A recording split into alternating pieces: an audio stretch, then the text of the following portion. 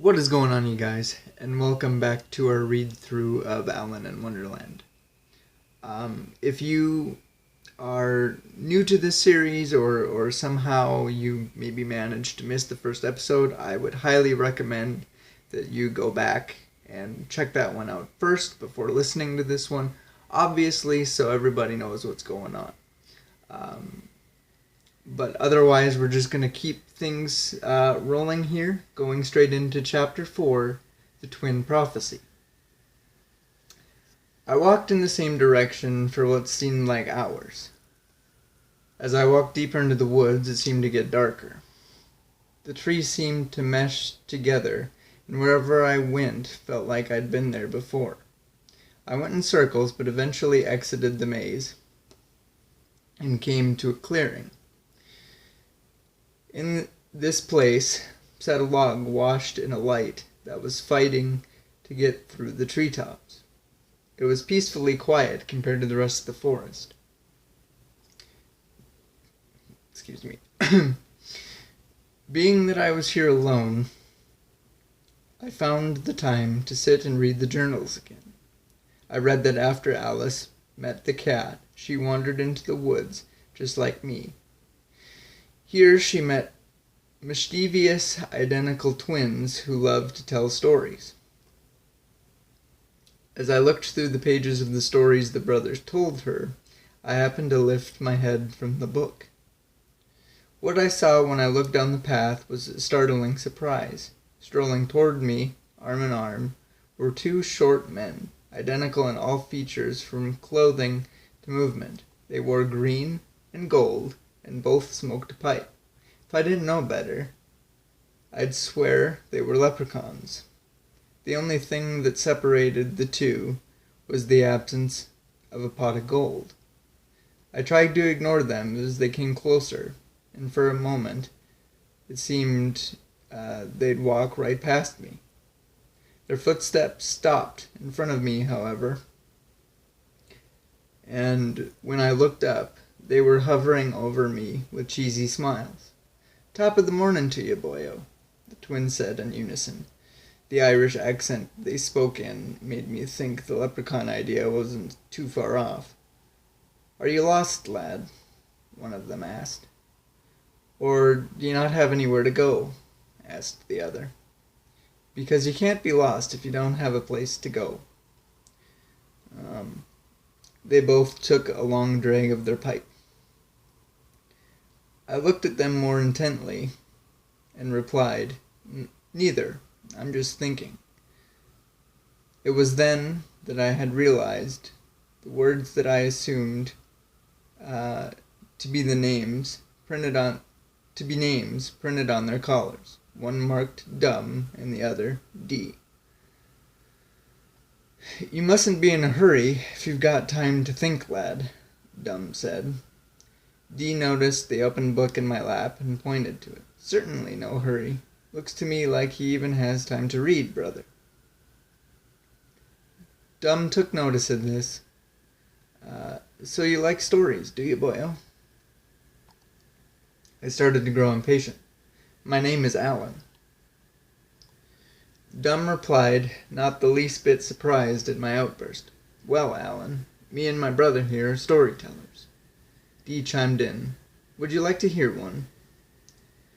Dumb replied, with doubt in his voice, "I think he'd rather read the story in his lap." D grew very impatient with the idea of being ignored. "Let's see what kind of story this is, then." He quickly picked up the book out of my lap, and as he attempted to read it, he skipped away as a leprechaun would. I didn't bother to chase him. Once he was far enough away from me for his own comfort, D stopped, looking very interested and more confused at the journal. Seems to be a tale about two storytelling brothers named D and Dumb." A sound of surprise came into his voice as he looked up. "Brother, do you suppose this could be us?" Dumb chuckled. A look of disgust crossed his face as he pointed to a picture at the bottom of the page. Of course not, lad. We look nothing like that. He inhaled his pipe in satisfaction of his discovery. Dee exclaimed, "Ah, yes, quite right." He closed the book. Who wrote this silly story? As the twins laid their eyes on the cover for the first time, their expression went blank, and their faces went white as their attention came back to me. In unison, the brothers said, with a shaky voice, "Alice." Finally, with a gulp of fear, Dee spoke up. "Who are you really, and how do you know these symbols?" He nervously bit at his pipe. I replied, "Alice is my kin." As soon as the words rolled off my lips, excuse me, the brothers,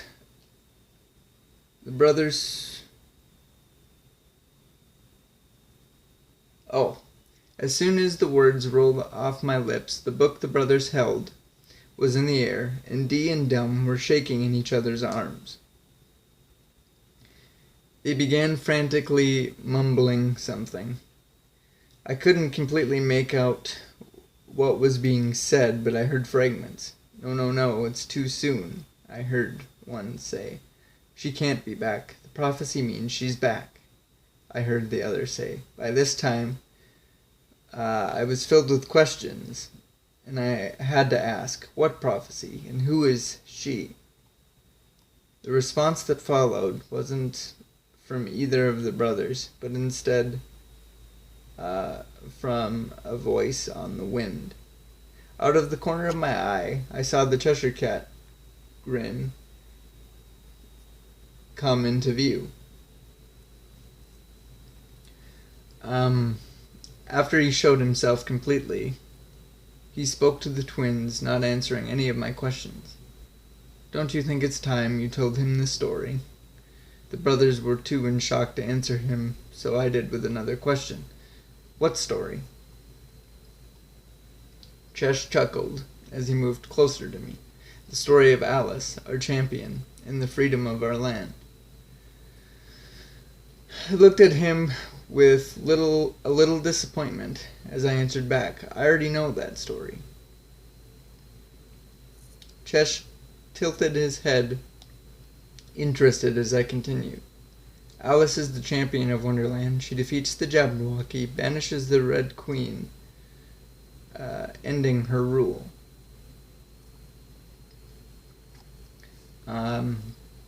Chesh quickly replied, a little impressed, "Ah, very good.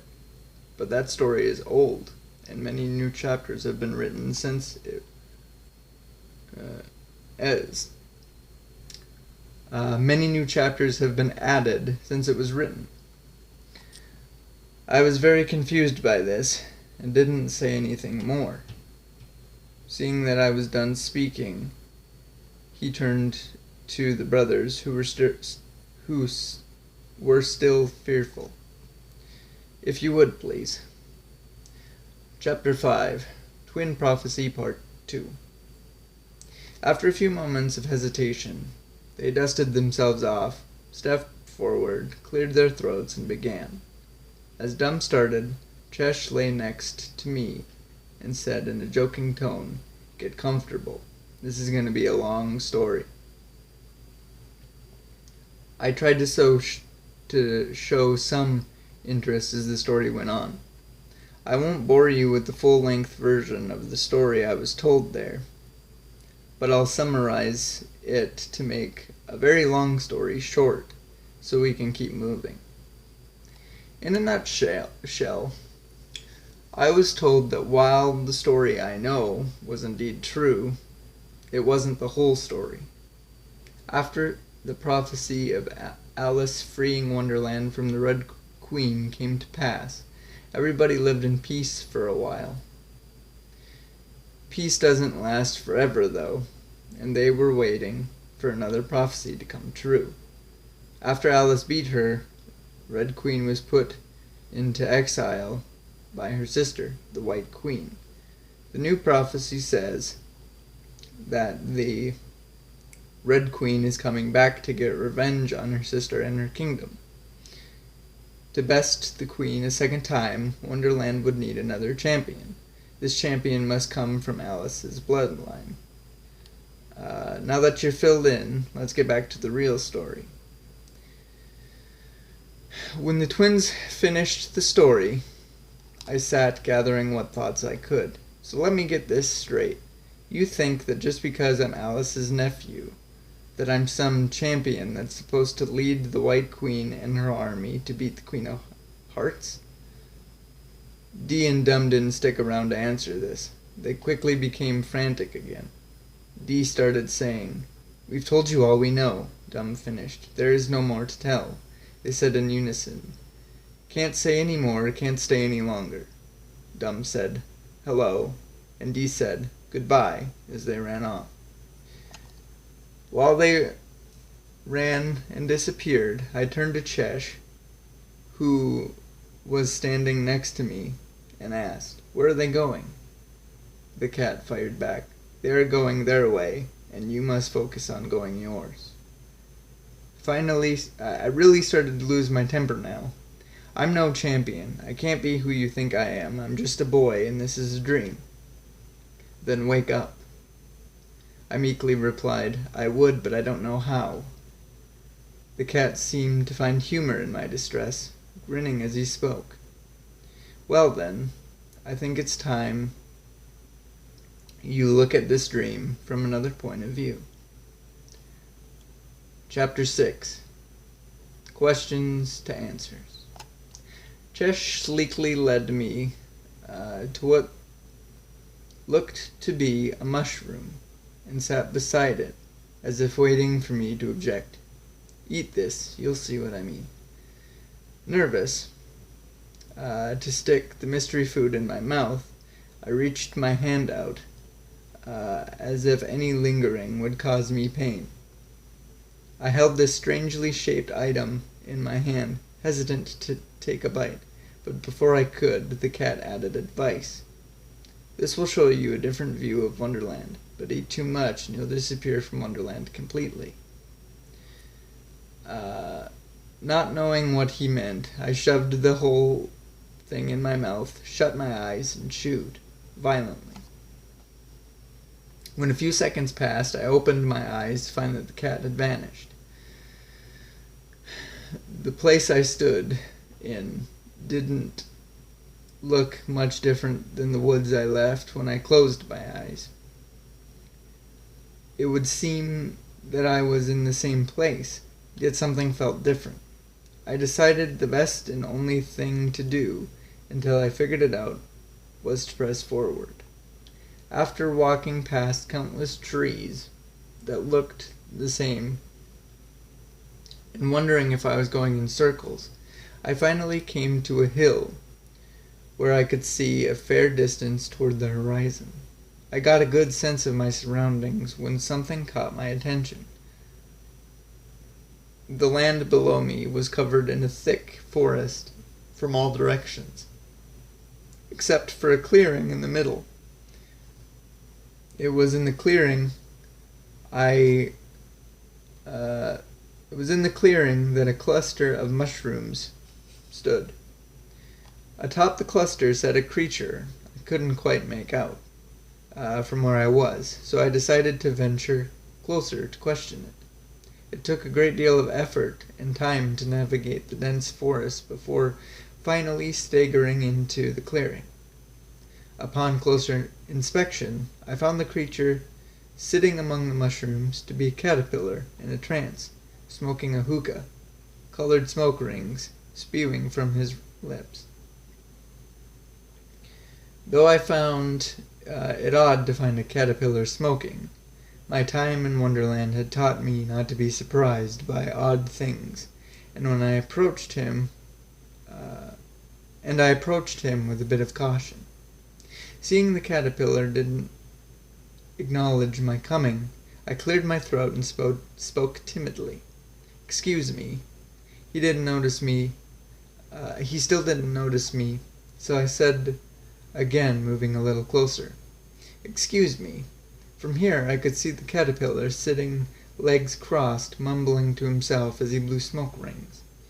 Realizing that I was being ignored rather than unnoticed, I impatiently screamed, "Excuse me!" The caterpillar showed little movement, sneering at me from the corner of his eye, nose upturned. He then uncrossed his many pairs of legs and crawled over to me, hookah pipe in hand. He took a moment to look me over, head to toe, before taking a drag of his pipe and speaking, smoke rings forming letters and symbols as he spoke. "Who are you?"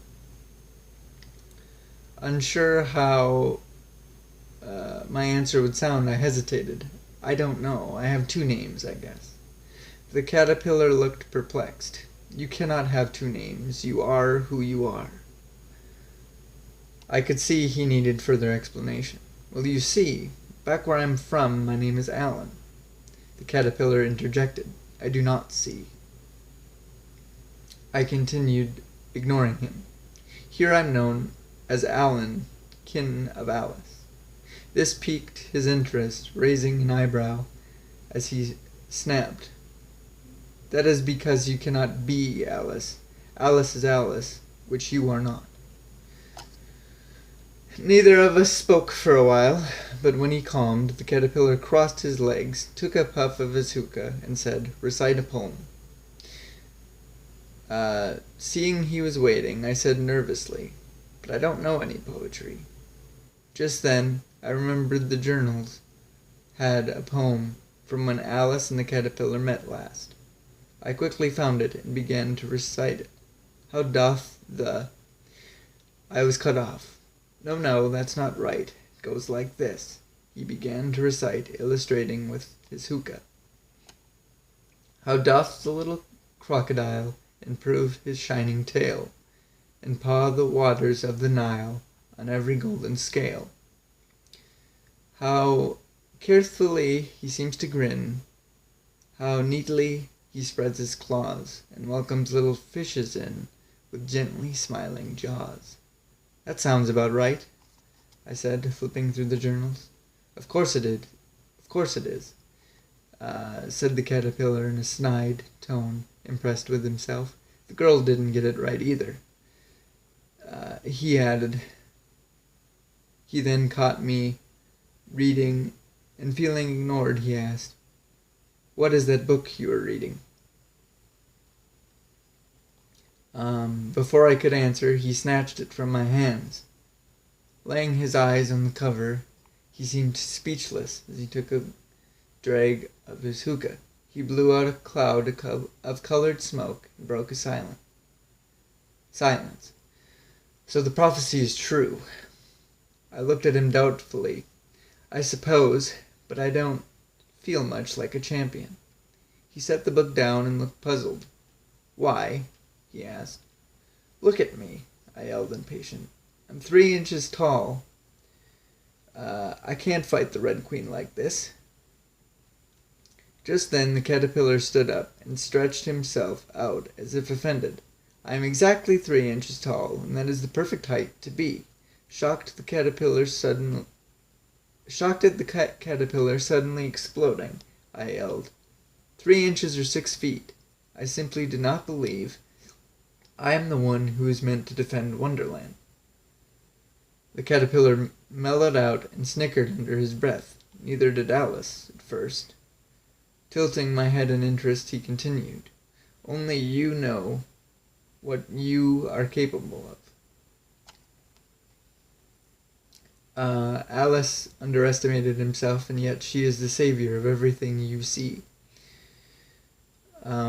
If the stars truly aligned and you are you, Wonderland will be free again."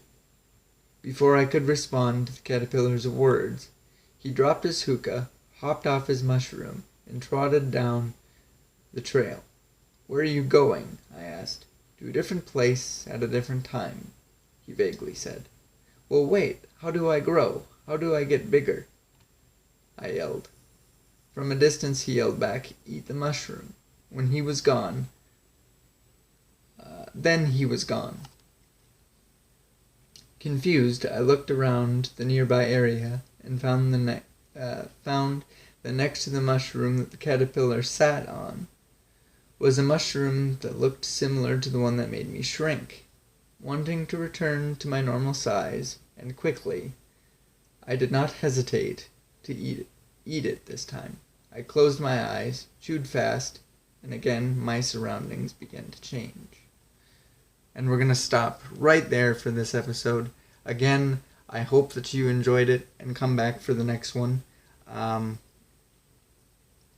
Obviously, it's super important that you guys share this with anybody who would enjoy it. Let them know what I'm doing here.